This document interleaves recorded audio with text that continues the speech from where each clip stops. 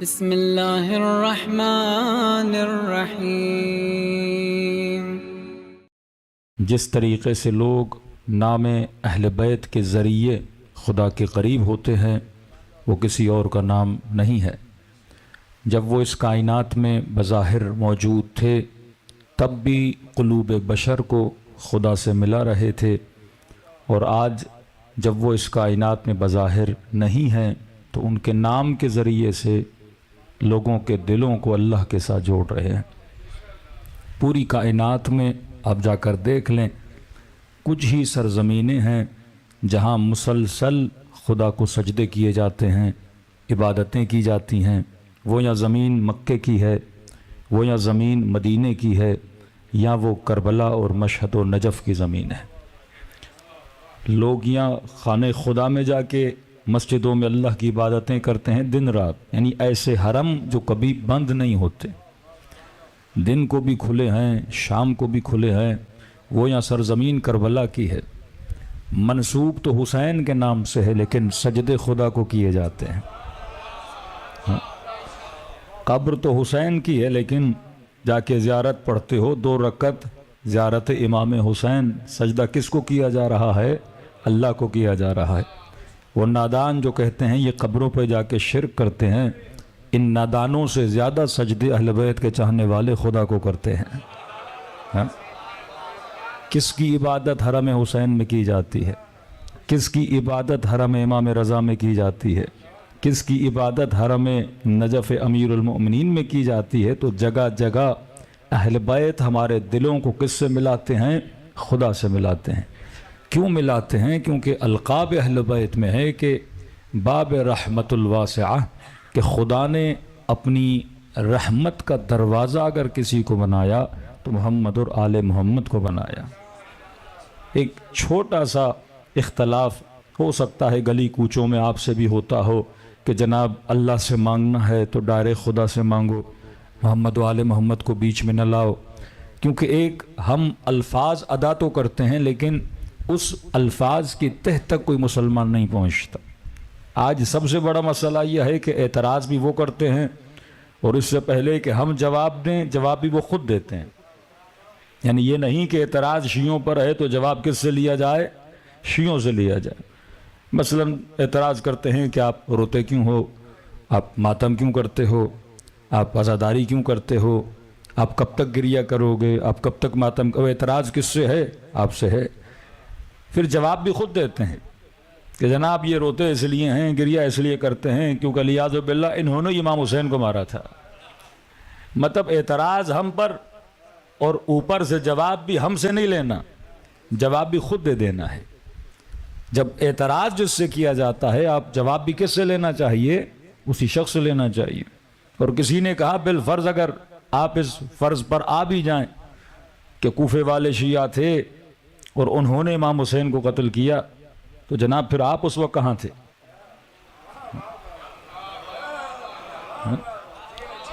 قاتل جب قتل کر رہا تھا تو آپ تماشائی کیوں کھڑے تھے؟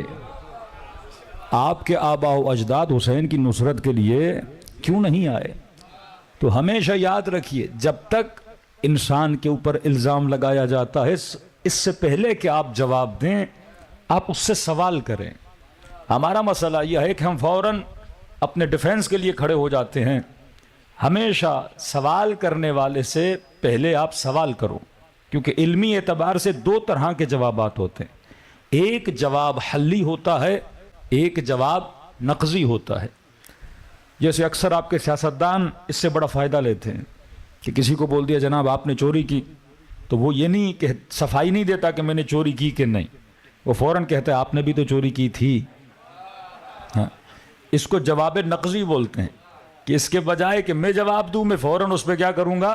ایک اعتراض ڈالوں گا۔ تو جاہل جب بھی اعتراض کرے تو پہلا طریقہ جواب نقضی کا ہوتا ہے۔ سب سے بڑا اعتراض مثلا یہ شرک کرتے ہیں، شرک کرتے ہیں، تو آپ پہلے پوچھو جناب شرک ہے کیا؟ آدھی امت کو یہ علم ہی نہیں کہ شرک کیا ہے۔ جس طرح دن رات ایک ورد کیا ہوا ہے کہ جناب اللہ کے علاوہ کسی اور سے مدد مانگو تو کیا ہے؟ شرک ہے۔ دن رات، حالانکہ دن رات یہ غیر اللہ سے مدد مانگتے بھی ہیں، لیکن خود کو مشرک نہیں کہتے. دیکھیے فتح مکہ ہوا نا تو کہا جس نے بھی کلمہ پڑھا اس کی جان کی کیا ہے؟ معافی ہے. توبہ کر لی تو گناہوں کی کیا ہے؟ معافی ہے. اب یہاں ایک اللہ کی دربار میں توبہ کرتا ہے، اللہ سے دوستی کا وعدہ کرتا ہے، تو خدا کہتا ہے پچھلی دشمنیاں میں کیا کر دوں گا؟ معاف کر دوں گا. دوسرا بندہ شیطان کے سامنے توبہ کرتا ہے کہ جناب میری جو اللہ کے ساتھ دوستی تھی میں اس کے لیے توبہ کرتا ہوں اور میں تمہارے سامنے ہاتھ ملاتا ہوں، دوستی کرتا ہوں. تو پھر شیطان بھی اس کی پچھلی خطائیں کیا کرتا ہے؟ معاف کرتا ہے. اس کائنات میں دو حکومتیں ہیں، یا حکومت خدا ہے یا حکومت شیطان ہے. یہاں شیطان کے نمائندے بھی نظر آئیں گے، یہاں رحمان کے نمائندے بھی نظر آئیں گے. کربلا میں جو شیطان کا نمائندہ تھا وہ ابن سعد تھا، جو اللہ کا نمائندہ تھا وہ حسین ابن علی تھا. وہ سلسلہ رکا نہیں، وہ آج تک چل رہا ہے کہ کون ہے جو شیطان کا ساتھی ہے، کون ہے جو رحمان کا ساتھی ہے، کون ہے جو کشتی حسین کا سوار ہے اور کون ہے جو کشتی شیطان کا سوار ہے. یہ تم نے فیصلہ کرنا ہے کہ تم کس کے پیچھے لگو گے. اور فرمایا کسی کے ماتھے پہ نہیں لکھا ہوتا یہ شیطان کا سپاہی ہے، یہ رحمان کا سپاہی ہے. فرمایا لوگوں کی پہچان لوگوں کی صفات سے چلتی ہے. اگر کردار حسین والا ہے تو حسین کا سپاہی ہے، اگر کردار شیطان والا ہے تو شیطان کا سپاہی ہے.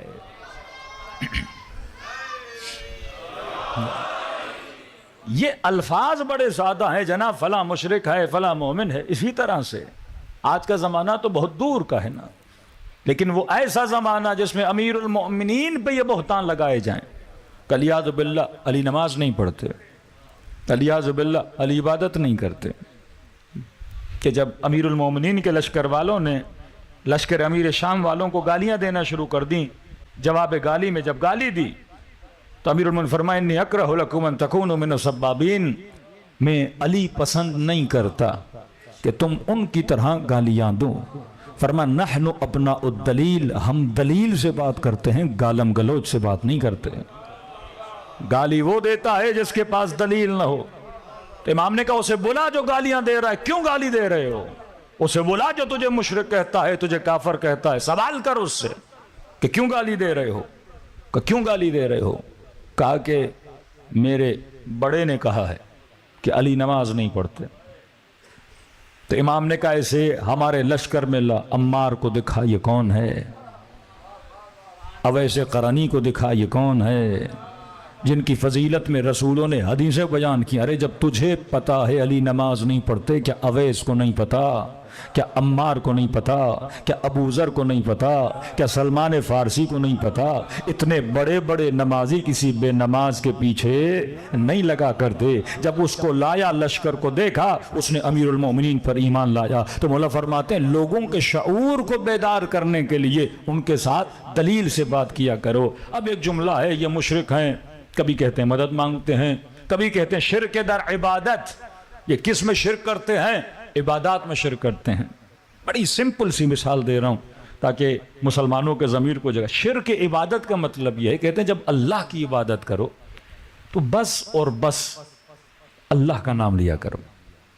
ہاں اللہ کی عبادت میں حسن و حسین کا نام نہ ہے، اللہ کی عبادت میں محمد رسول اللہ کا نام نہ ہے. ہاں اللہ کی عبادت ہے تو بس کس کا ذکر ہونا چاہیے؟ اللہ کا ذکر ہونا چاہیے. غیر کا ذکر آیا تو یہ کیا ہو گیا؟ شرک ہو گیا.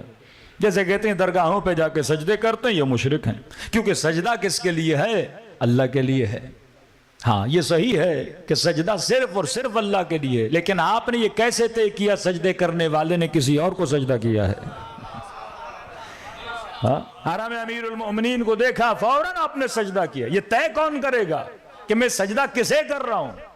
فرمایا ہاں غیر اللہ کو سجدہ کرنا حرام ہے، لیکن جب اتنا بڑا شرف خدا عطا کرے حرم امیر المؤمنین میں آؤ تو کہا فوراً سجدہ شکر کرو کہ خدا تیرا شکر ہے تو نے علی کی زیارت کو نصیب کروایا ہے.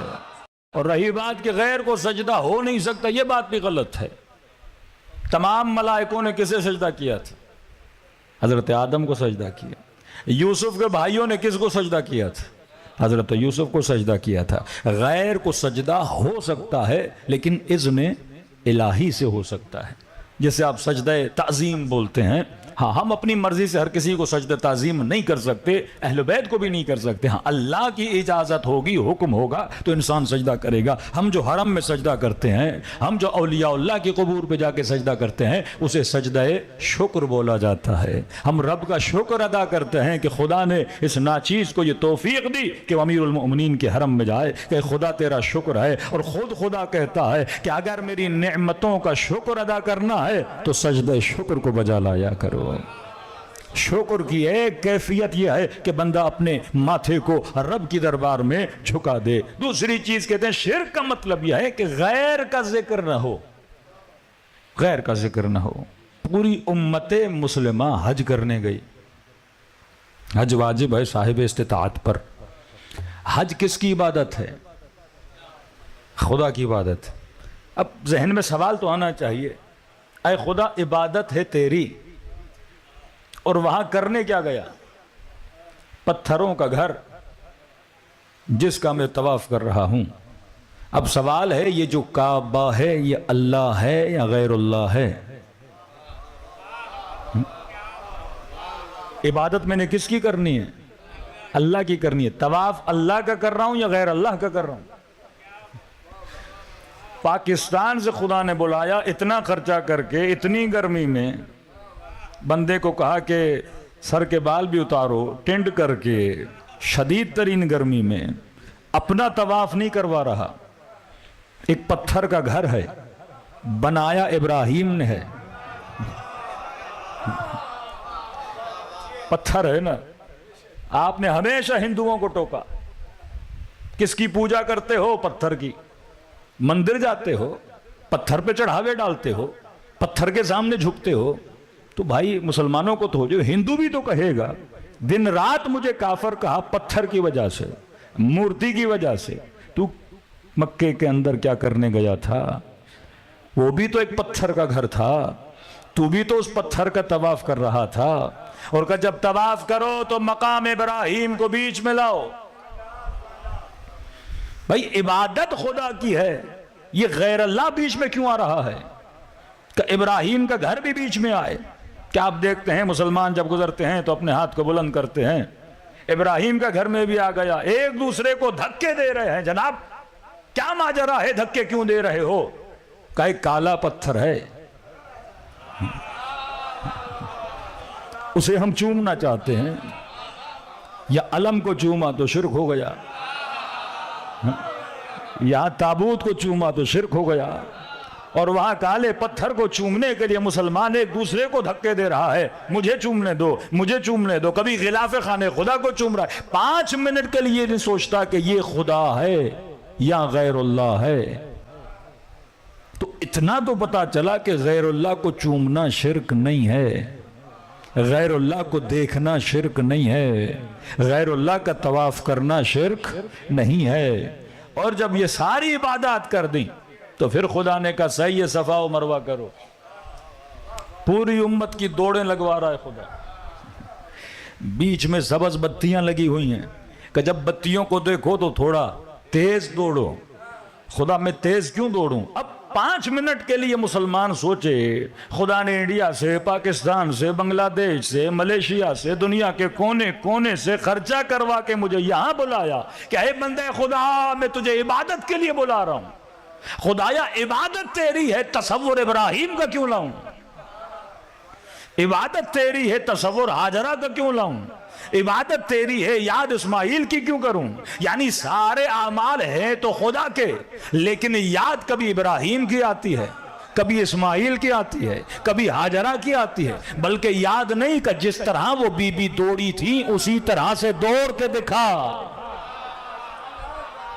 جس پہاڑی تک گئی تھی اس پہاڑی تک لا، تو پتا چلا کہ عبادت خدا میں غیر اللہ کے تصور کو بھی خدا عبادت مانتا ہے۔ لیکن اللہ سے سوال کیا جائے گا پروردگارا عبادت تیری تھی تو مکے بلاتا، ہاتھ میں تسبیح تھمواتا اور کہتا صبح سے شام تک کہو یا اللہ، صبح سے شام تک کہو سبحان اللہ، تو مجھے اتنی رکعت نماز پڑھواتا، تو مجھے فلا فلا دعا پڑھواتا تاکہ صرف تیرا ذکر ہوتا۔ لیکن تو اپنے ذکر میں ابراہیم کا ذکر کیوں کر رہا ہے، اسماعیل اسماعیل کا ذکر کیوں کر رہا ہے، ہاجرہ کا ذکر کیوں کر رہا ہے؟ تو اللہ کی آواز آئے گی، اگر تو مجھے اللہ مانتا ہے تو ابراہیم کی وجہ سے اللہ مانتا ہے۔ یاد ابراہیم ہوگی تو یاد خدا ہوگی، یاد اسماعیل ہوگی تو یاد خدا ہوگی۔ اس سارے ماجرا کو کہا جاتا ہے شعائر اللہ۔ یاد شعائر ہے تو یاد خدا ہے کوئی مسلمان؟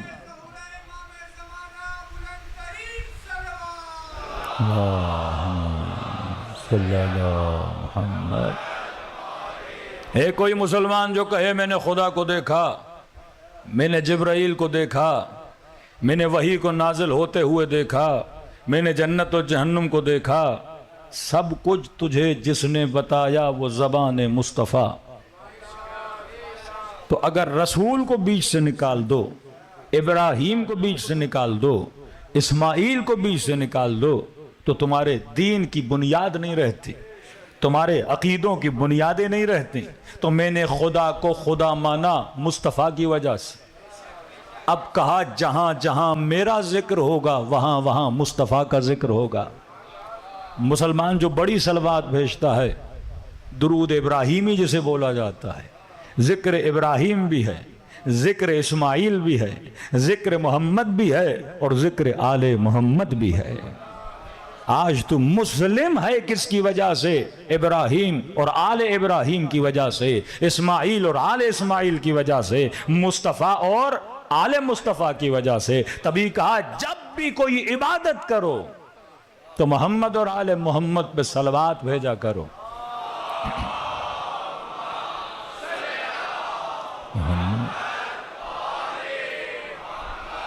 آج بھی مسلمان جب نماز پڑھتا ہے تو اس میں درود بھیجتا ہے، لیکن خالص درود، ملاوٹ والا نہیں۔ آج تو ملاوٹی ہے نا کہ اپنے مرضی سے کبھی اس کو بھی بڑھا دیا، کبھی اس کو بھی ڈال دیا۔ تیرے ڈالے ہوئے اور ہیں، جن پر اللہ نے درود بھجوایا ہے وہ اور ہیں۔ جو درود رسول کی طرف سے، ان کی وجہ سے دین ہے۔ یہ آپ نہیں کہہ سکتے کہ ہم نے صرف خالصتاً اللہ کا ذکر کرنا ہے، جیسے یہ اپنی زبان پہ خالص توحید بولتے ہیں۔ توحید کمپلیٹ ہی نہیں محمد اور آل محمد کے بغیر۔ ذکر محمد ہے تو توحید کی بقا ہے، ذکر آل محمد ہے تو توحید کی بقا ہے۔ ایسے نہیں کہ بنا الہ الا اللہ است حسین، کل بھی حسین نے لا الہ الا اللہ کی بنیادوں کو بچایا، آج ذکر حسین بنیاد لا الہ الا اللہ بچا رہا ہے۔ کل بھی اسلام کو حسین نے بچایا تھا، اور آج بھی اسلام کو حسینی بچا رہے ہیں۔